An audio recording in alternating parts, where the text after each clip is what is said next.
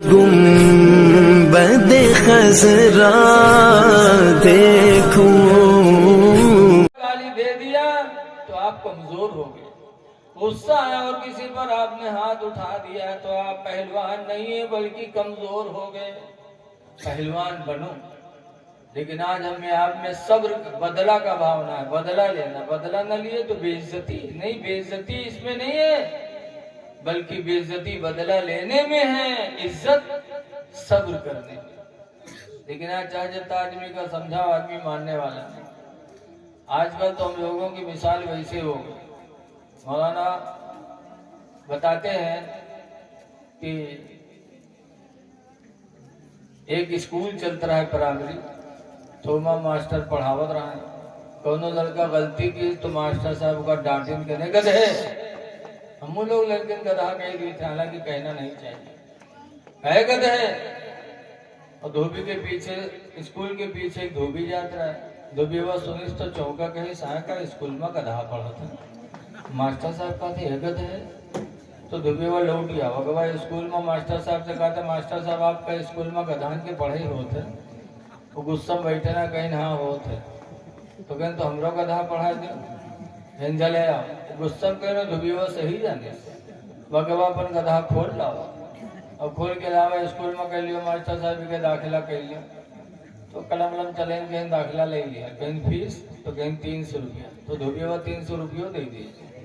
तो ये पूछा था कितने दिन में पढ़ा दे मास्टर साहब, कहीं 6 महीने पढ़ा दे। धोबी वह घरे चले आवा खुश कि हमारा गधा पढ़ा तो 6 महीने में पढ़ेगी। और मास्टर साहब वह इंसान का पढ़ा नहीं पाओ थे, गधा कहाँ से पढ़ाएगी। तो धोबी वह चला गया, तो मास्टर साहब गधावा कहीं दिए 300 रुपया, उनके 600 रुपया बन गए। और धोबी वह घरे सोचे कि हमारा गधा पढ़ा तो 6 महीने में पढ़ेगी। जब 6 महीने पुरियाने तो धोबी वह रस्सी वस्सी लेके आवा स्कूल में कि पढ़ेगा भैया बांध ली। वहाँ पहुंचा तो मास्टर साहब से पूछी कि मास्टर साहब हमारा गधावा कहाँ है? उनका पढ़ा लिखा फलाने थाना कोतवाल बनवा दिया। बहुत खुशी ठिकाना नहीं कि हमारा गधा लिख पढ़ के थाने कोतवाल नहीं गया। तो रस्सी वस्सी लेके गया कोतवाली में, वह लोगों से पूछी भैया कोतवाल साहब कहाँ है? कोतवाल साहब सामने बैठे हैं, तो इशारा कहीं लोग कहीं बदले बैठे हैं। तो जब कोतवाल साहब का देखे तो धोबीवा रस्सी देखा इसके इस जैसे पहले गधावा चुचकार बलावत रहा वैसे वो भी दिन बलावे लगा। अब कोतवाल साहब का बड़ा ताज्जुब, कहे ना है सब हमसे नमस्कार करती, हमका रस्सी देखा हुआ था, कहीं का बात है रे? तो कहते वो उठे कोतवाल साहब के 2-3 लात मारी धोबीवा। जब 2-3 लात मारी धोबीवा गिरा, तब कहा था अच्छा भैया हाथ धोई गया, तुका लिखा पढ़ा कोतवाल बनवा दिया, लेकिन तो लात मारे वाली आदत नहीं रहेगी, तो रहेगी एक गधा गधा। तो कोतवाल साहब फिर रोने लगे। तो जैसे ऐसे हम लोगों का हाल है, चाहे जितना समझाओ कि सब्र करो, झगड़े न करो। अल्लाह ताला आजमाइशों के दिन में हमको आपको पैदा किया, इसलिए हम किसी से झगड़ा न करें, आपस में भाईचारगी बना के रखें। हुजूर फरमाते हैं नबी हुरैरा काला रसूलुल्लाह सल्लल्लाहु अलैहि वसल्लम, अबू हुरैरा कहते हैं कि हुजूर ने इरशाद फरमाया ला तहस्ससो, किसी को ऐब न लगाओ, वला तजस्ससो, और किसी के अंदर ऐब तलाश न करो, न ऐब लगाओ न किसी के अंदर ऐब ढूंढो।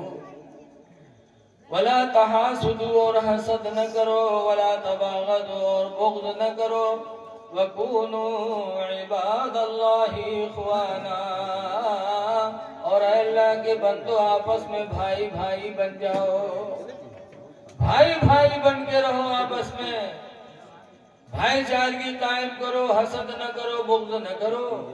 लेकिन आज देखा जाता है हसद इंसान के अंदर भर दी गई। आज एक दूसरे की दौलत को देखकर हसद, किसी के ओहदे को देखकर हसद। अभी प्रधानी के इलेक्शन आने वाला है, हर गांव में ठाड़ हुई, अब ऐसे ठाड़ हुई है कि जिनके मेहरबो उनका मोड़ न दे, उन्होंने ठाड़ हुई। अगर गांव वाले समझे कि तू कहाँ ठाड़ हुई गए, तू कहाँ जीती है, तो कहें चाहे जीती चाहे हारी, लेकिन हम फलन वक्त जीते ही न देंगे। अरे ये हसद नहीं है, कलमा पढ़ते हो, मुसलमान हो, और नबी ने फरमाया हसद न करो, ये हसद नहीं है। मेरे पैगंबर फरमाते हसद याकुलुल हसनाते, हसद नेकियों को ऐसा खाती कमा ताकुलुन नारुल हतबा, जैसे कि आग लकड़ी के ढेर को खा जाती। बेशक सुभान अल्लाह, जिंदाबाद। नेकियां चली जाती। हसद न करो न किसी के इल्म को देखकर। आज बहुत से लोग मौलवी मौलाना के हासिल हैं। अगर कौनो मौलाना का इतनी बढ़िया कपड़ा देख ली है, मोटरसाइकिल से चलत तो कहीं लागत है कौनो मदरसा रसीद के हाथे आएंगे, फौरन चंदब तस्वूर करिए। अगर लटे फटे हालत में रहे तो देखो यार मौलवी मैंने कहा फायदा, देखो कपड़ों नहीं जुहात है, कौनो लंकल नहीं है मौलवी के हासिल।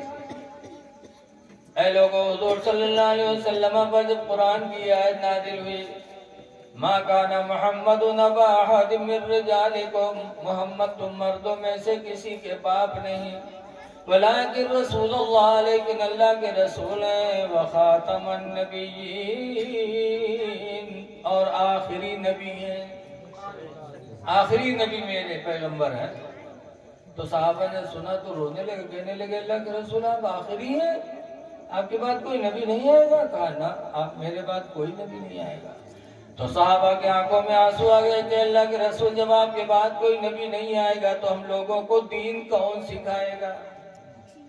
तो हुजूर ने फरमाया था मेरे बाद कोई नबी तुम में नहीं आएगा दीन सिखाने के लिए, बल्कि मेरे बाद मेरे उम्मत के आलिम वही होंगे जो तुम्हें दीन की दावत देते रहेंगे। मेरी उम्मत के उलमा तुमको दीन सिखाए। अब कोई नबी नहीं आएगा, दीन मिलना है तो आलिमों से मिलना है, इसलिए हम मौलवियों की बुराई न करें, हसद न करें। लेकिन आज देखा जाता है कि निकाह होता है, निकाह में इमाम साहब पढ़े हैं मौली साहब, वो मौली साहब को जब रखा थे गांव वाले तो कहा था रुपया 7,000 पई हो, और गांव में यहाँ निकाह हुई है, उमा पई हो, जुमराती पई हो, फलान ढमाको, हम सब जोड़ के देखे तनख्वाह घटाए के रखे। और के बाद जब इमाम साहब को निकाह पढ़ाई वो करी है और पूछे कि कत्ता भवा मौली साहब, तो अगर कहूँ कह दिए 5,000 तो खैरियत नहीं है, दी कलमा पढ़ा दिए 5,000 दिए, अत्ते तो आमदनी हो तो 5,000 रुपया महीना नौकरी करते, फिर उस इमाम को बेइज्जत करते। ऐ लोगों जरा गौर करो, तब जइए सल्ला ले उधर 2-4 मिला जइए कहीं कत्ता दी हो, इमाम साहब तो अत्ता मांगा। अरे तुमने ये नहीं सोचा कि जब लड़के की बारात लाए 20-20 गाड़ी तुमने बनाया था, तब किसी से सल्ला लिया था गांव में? 20-20 गाड़ी बंधा लिए, रुपया निछावर कर रहे हैं। अभी 1 साल हुआ सिद्धार्थ नगर बस्ती में एक शादी हुई तो एक सेठ जी अपने घर की छत पर चढ़ के और 500 के नोट थे, 30 लाख रुपया बारातियों पे ऐसे निछावर कर दिया। अब किसको कितना मिला? तो ये सब कुछ हो रहा है, लेकिन इमाम को देने के लिए पैसे नहीं है, तनख्वाह सबसे कम।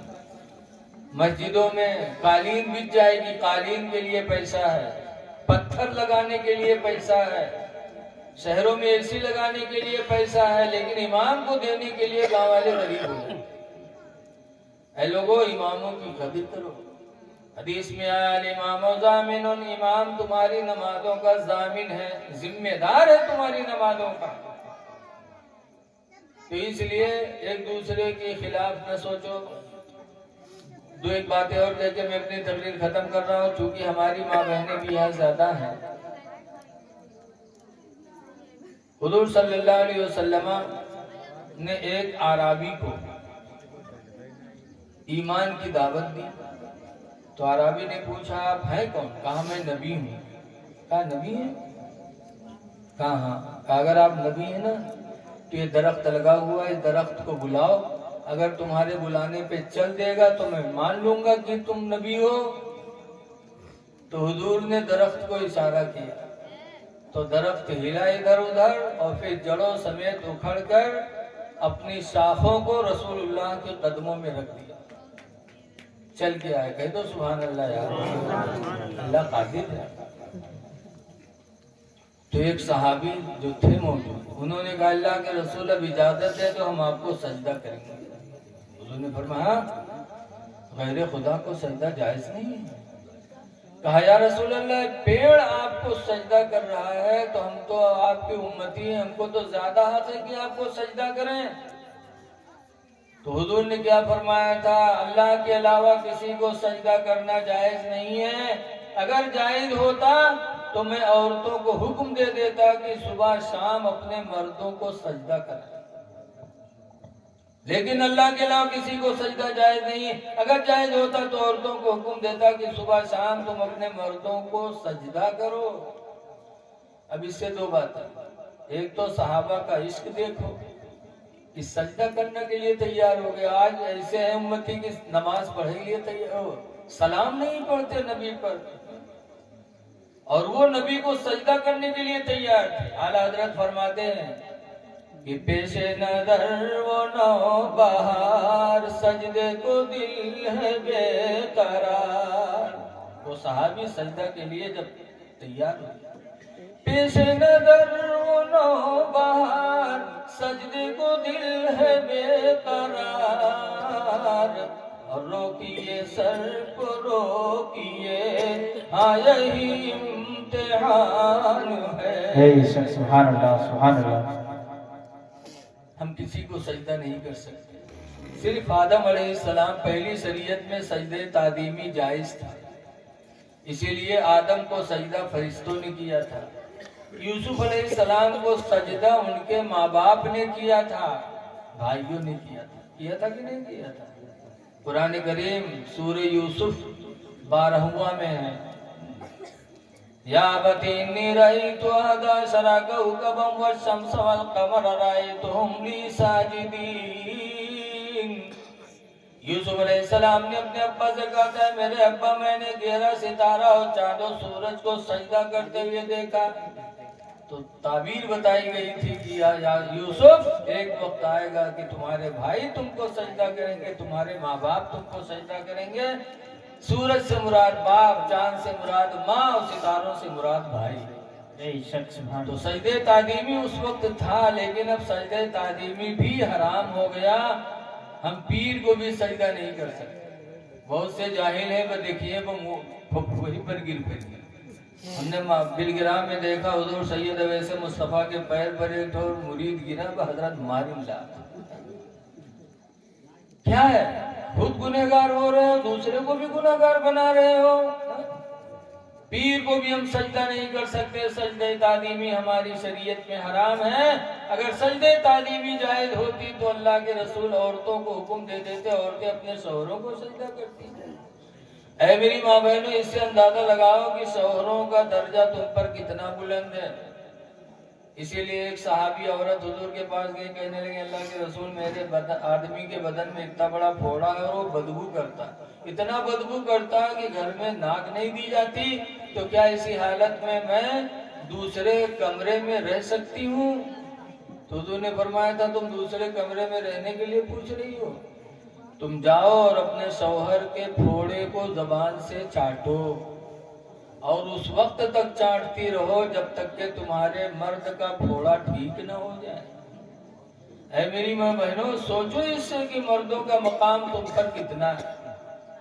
इसीलिए हदीस पाक में अय्युमा इमरातिन मातत, जो औरत मर गई वो ज़ौजुहा अन्हा रादिन, और उसका शौहर उससे रादी है, फदखलतिल जन्नह, तो औरत जन्नत में दाखिल होगी।